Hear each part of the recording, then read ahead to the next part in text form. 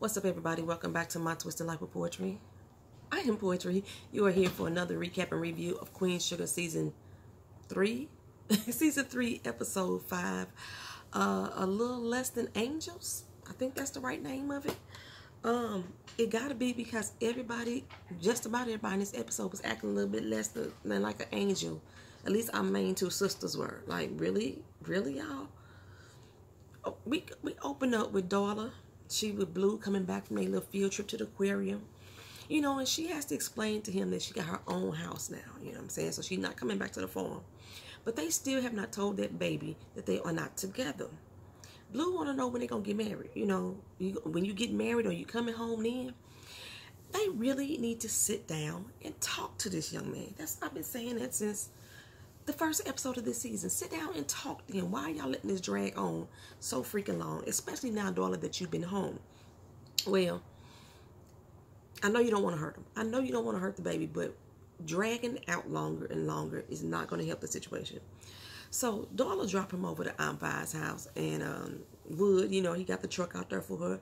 It's just broken down as Aunt Vi thought it was going to be, but Wood say, you know, it got potential. He's going to get some stuff in the salvage yard. He's going to fix it up.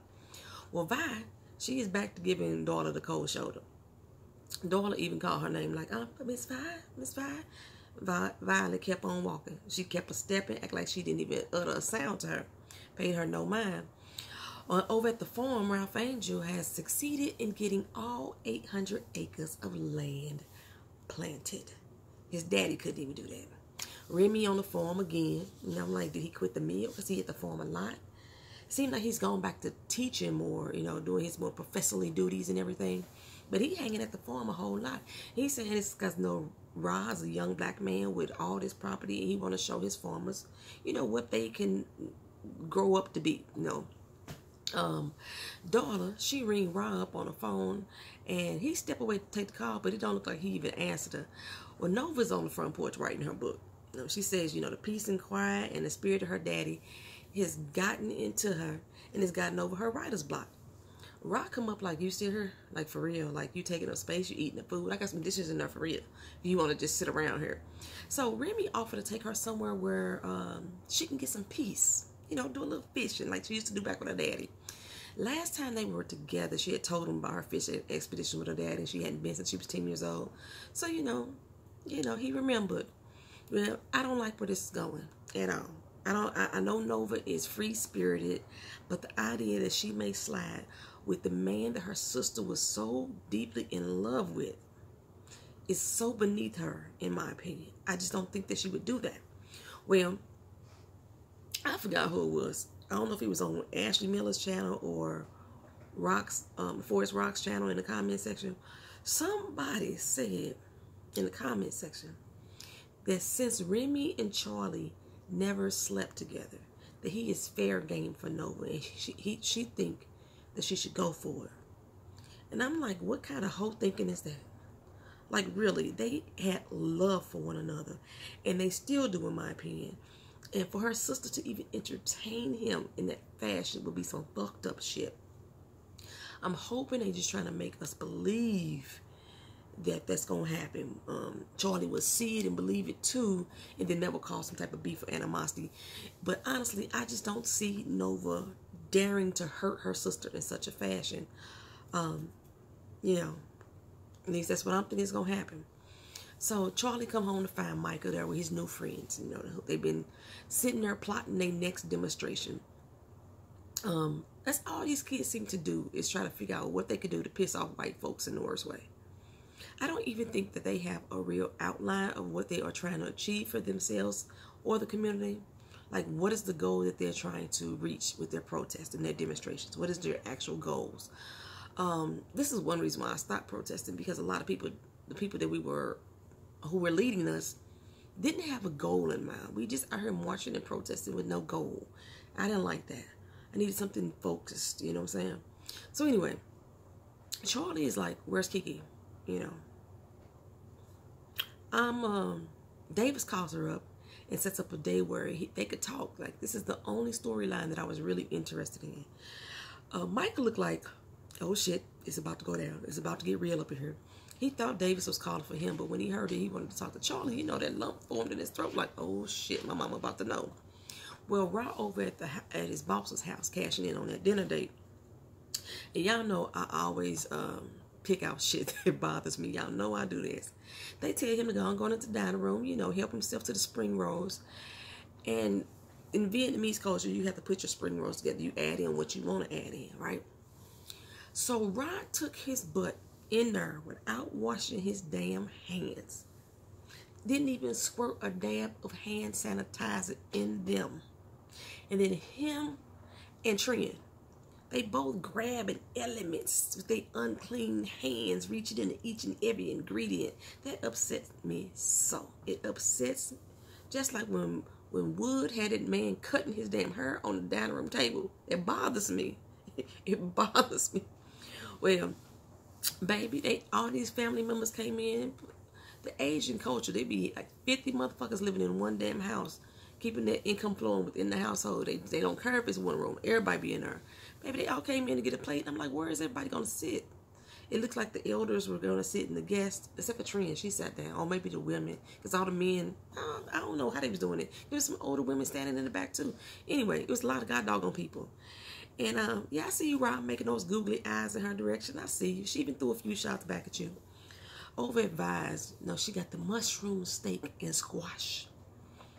And she set that shit on the table, and me and Blue both looked at it like, what the fuck is that? No, that's not going in my stomach. Wood, like, come on, Blue, dig in, baby, dig in. He's having a tough time swallowing his damn self, telling Blue to dig in. Apparently, Aunt Vi is on a health kick. You know, she on Nova's menu. And Wood is like, ain't no gonna be no corn in that cornbread. How you gonna make cornbread with rice and quinoa? The fuck is that? Well, Wood is like, come on, all right, Blue, let's do this, we get it. He take a mouthful of that damn steak, and the struggle became real. It became real. Blue say, I ain't gonna do it. I'm not gonna eat that. Oh, Lenny Williams. You know I love you. Yes, Lenny Williams. He's still sitting on Rod's porch when he come home from the dinner, needing a place to stay. Rock is like, the fuck you do? Is it just me? Or did Lenny get a little more tougher, a little more gangster attitude in this episode? He actually seemed like a square to me before, but now he like, you know, yo, the block is hot over there, and if I stick around, you know, I may get caught up in some mess and stuff like that, you know what I'm saying? When one time rolled through, I don't want to be around her, you feel me? And I'm just like, really? Yeah, man, I need somebody to lay low so I can stay out of trouble, you know. I'm thinking, you ain't got no family to call on, bro? You ain't got no family? You come here? Well, Rod tell him you can get one night. You got one night here, and tomorrow you're going to need to figure some shit out. Well, why did Nova show up to the fishing expedition like she going into the work office? She say she come ready. I'm like, really, girl? You look like you got on heels and some little summer pants, and you got your jewelries and all that. Really? You ready to go fishing in that? Well, she said, you know, I'm going to do just like my daddy do. Whatever. She think Remy doing too much. You got the tackle bait, you got the tackle vest and all that stuff on. Remy's like, look, if you roll with me, you're going to do things my way. He made her put on a little tackle vest, took a laptop from her, exchanged it with a notebook. You know, because she's supposed to be out there writing, get her peace and quiet and writing. It may seem cute to y'all. I know some of y'all like, that was cute, that was adorable. No. This is typical Remy, in my opinion. You know, it was cute with Charlie, too, until he started doing it too damn much. Everything had to be his damn way. When I look at Remy, that shit ain't cute. It ain't cute to me. So Lenny called around, and it appears that he is not having any luck finding anybody that's going to let him come shack for a few days. Is it just me? Or does he look like Malcolm Jamal Warner to y'all? He looks like a Malcolm Jamal Warner to me. Well, are they going to have all these dudes so talking between their teeth to try to make them sound tougher than what they really are? That's what Rod do. Kofi Sarobi, he talks in between his teeth to try to make him seem like he a little tougher. And that's what this Lenny character is doing now. He's trying to talk between his teeth. Basically, Lenny is saying, you know, all the love that he's shown these streets, the streets ain't loving him back. You know, they keep trying to call him into some mess. And the people that he thought he could depend on, all they see is all the wrong that he used to do. So he don't fit in anywhere. Lenny is like, you know, when I got out of jail, I promised that I was going to never go back there. And then Rod like, I feel you. What is with the talking in between the teeth, mumble mouth asses? Speak up. Open your god doggone mouths. Wood and Blue. They done snuck off and grabbed some fast food, baby. It looked like Checkers. No, the paper wasn't. Squares was too big for that.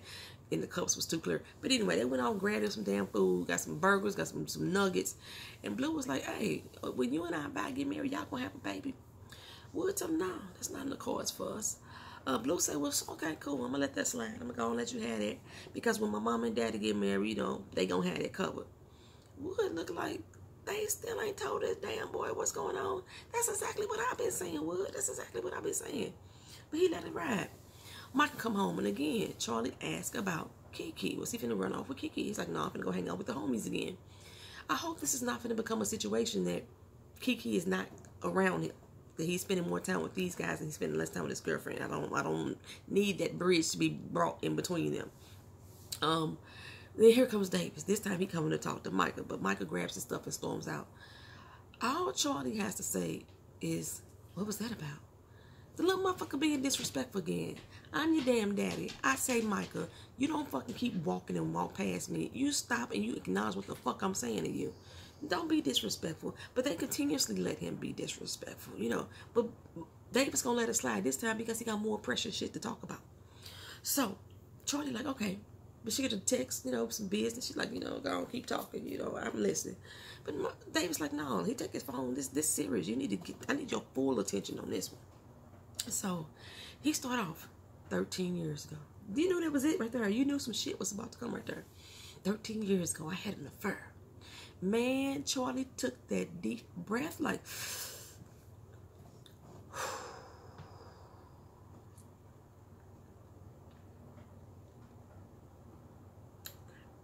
okay. Woosah. Proceed. Go ahead on. All right. He's like, you know, he lays it on her. He got a daughter. Her mom just passed. And I'm moving back to LA. I thought he was going to bring the girl there because he said he wants Micah to meet the girl. I thought he was going to move her to New Orleans with him. But nope.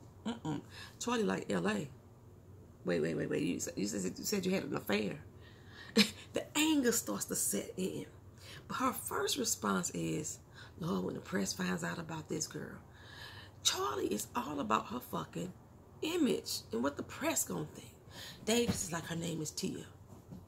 I didn't ask you her motherfucking name. Her name is Tia. He goes to pull out a goddamn picture on his phone. Charlie's like, oh no. It's not what you finna do. You are not finna pacify me by showing me this little girl's face. That's not what you finna do.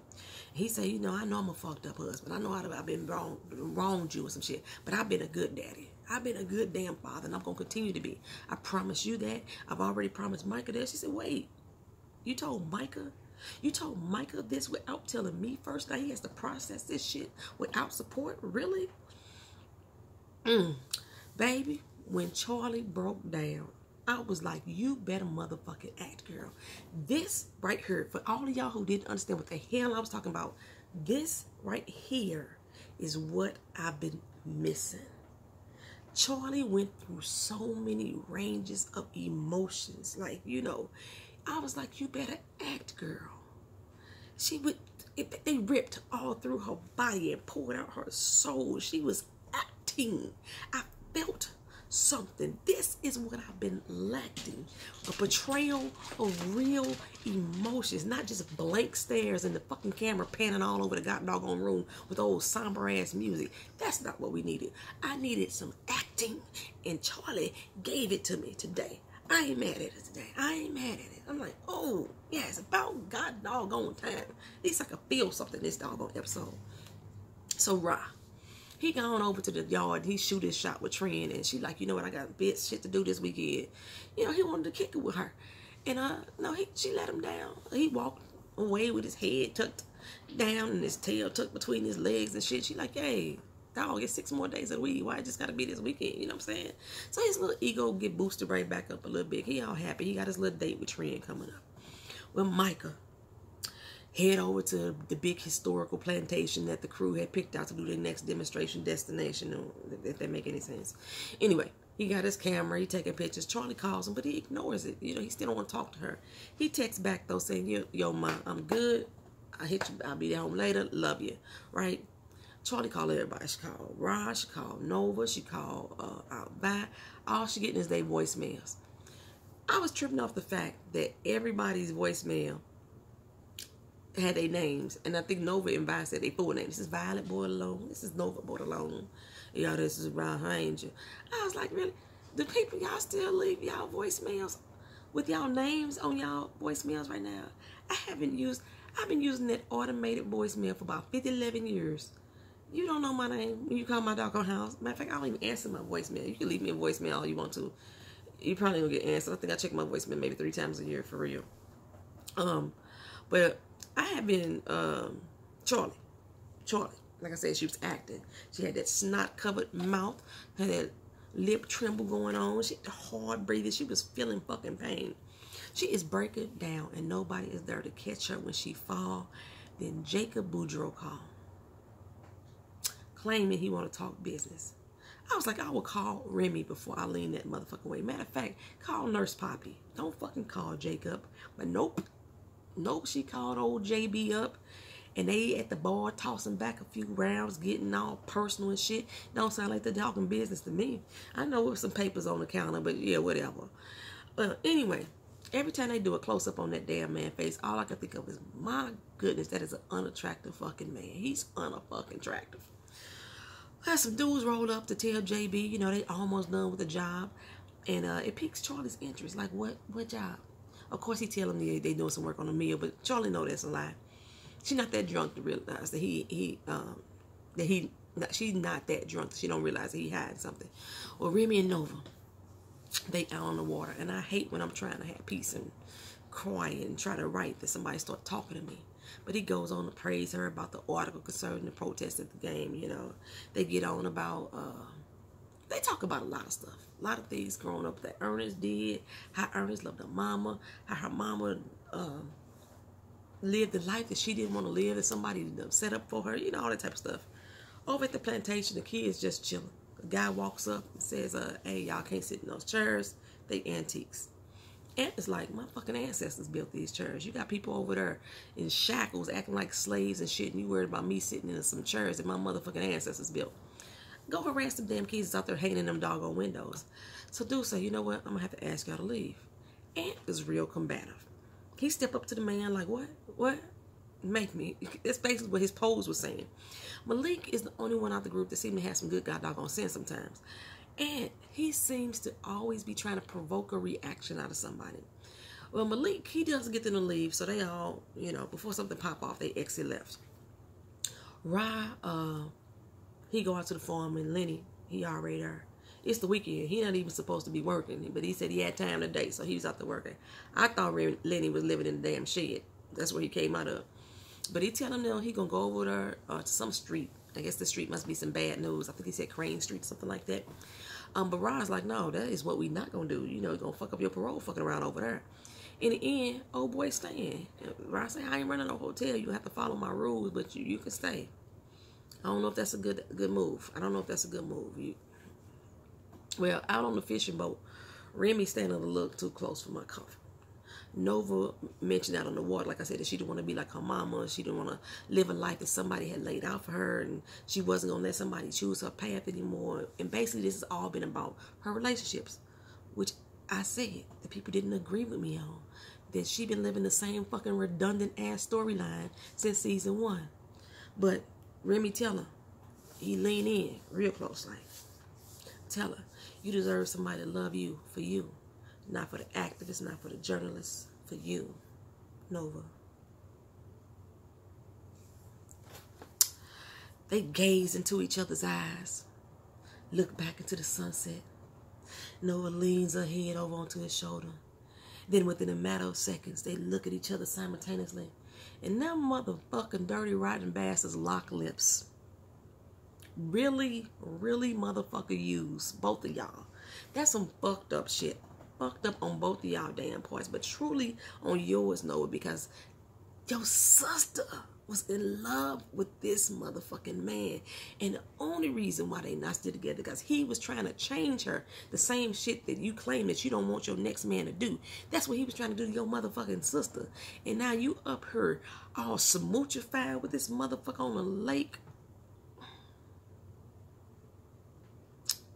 Back at the bar, JB, getting a little closer than close to old Charlie. And I'm thinking, you open up this can of worms, girl. She lays her head on his chest and closes her eyes. And I was like, what the fuck is going on? What the fuck is going on? Finally, they sit down and tell Blue that they ain't getting married, Darla and Ra. I know he don't understand, because, you know, he believed that when they said forever, that they meant that shit. They believed it too, Blue. They believed it, but it just didn't work out that way. He was so upset, that poor baby. He had to excuse himself. And I know, baby. I know, but you had to know. You had to know. At the bar, Charlie, really girl, really motherfucking girl. Doran, you may be right. You was right about Nova and Remy. Jacob leaned in for that kiss, and Charlie willingly accepted it. You can't make me understand that. No amount of sadness will make me run into the arms of my motherfucking enemy for a warm embrace and a kiss. They got real frisky out on that sidewalk, and she wanted that shit. She wanted it. Wasn't the liquor talking. This wasn't the game she was playing. She wanted that shit. And when he asked, was she okay to drive? At first I thought they was going to try to make that child crash, but nope. She made it home, sitting there in the bathtub, thinking about what the fuck did she just get herself into? Because that's what I'm wondering. What the fuck are you doing? That is the end. Queen Sugar, Season 3, Episode 5. Thank y'all for coming back to this channel. Leave y'all comments down in the comment section. I know I skipped over everything that had to do with buying her lupus. It was wasn't really relevant for me to go over, for real. Y'all have a good day. Like, comment, share, and subscribe to the channel if you feel so inclined to do so. Hit the notification bell on your way out just in case. So that way you can be notified of every video that's coming out on this channel. Peace.